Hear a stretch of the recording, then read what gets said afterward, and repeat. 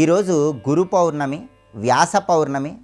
ఈ సందర్భంగా కొన్ని ముఖ్యమైన విధి విధానాలు పాటించడం ద్వారా సమస్త శుభ ఫలితాలను సిద్ధింపజేసుకోవచ్చు.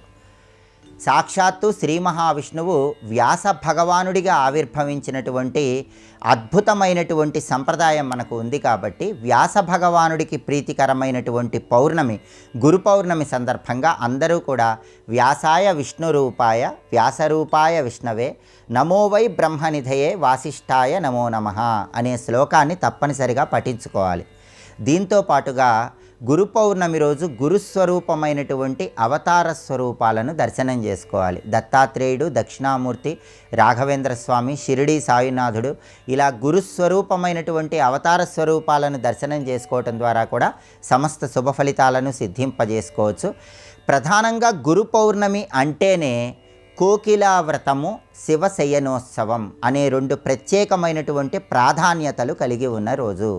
గురు పౌర్ణమి రోజు వివాహం కావలసిన కన్యలు ఎవరైనా సరే కోకిలావ్రతం అనే పేరుతో ప్రత్యేకమైన వ్రతాన్ని ఆచరించినట్లయితే వివాహ దోషాలు తొలగింపజేసుకొని అతి త్వరలో వివాహ ప్రాప్తిని సిద్ధింపజేసుకోవచ్చు.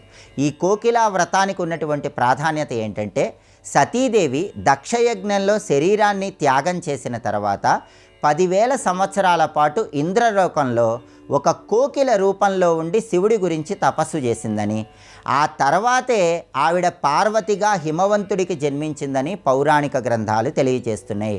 కాబట్టి సతీదేవి అవతారం తర్వాత 10,000 సంవత్సరాల పాటు ఒక కోకిల రూపంలో ఇంద్రలోకంలో సాక్షాత్తు అమ్మవారు శివుని గురించి తపస్సు చేసి ఆ తర్వాత పార్వతిగా జన్మించింది. కాబట్టి కోకిలావ్రతము అనే పేరుతో అమ్మవారిని ఆరాధన చేయటం అనేది వివాహపరమైన దోషాలను తొలగింపజేస్తుంది. అందుకే వివాహం కావాల్సిన కన్యలు ఎవరైనా సరే ఈరోజు దగ్గరలో ఉన్నటువంటి నదికి వెళ్ళి నదిలో స్నానం ఆచరించి ఆ తర్వాత నదీ తీరంలో ఉన్న ఇసుకతో కోకిల ఆకారంలో ఒక ప్రతిమ చేయాలి.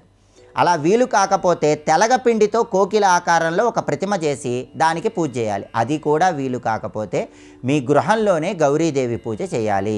గౌరీదేవిని తమలపాకులో పసుపు ముద్దగా ప్రతిష్ఠించుకొని గౌరీదేవికి అష్టోత్తర శతనామావళి చదువుతూ పుష్పాలతో అక్షింతలతో పూజ చేయాలి. అలాగే ఈరోజు పశుపక్ష్యాదులకు ఆహారం అందించాలి.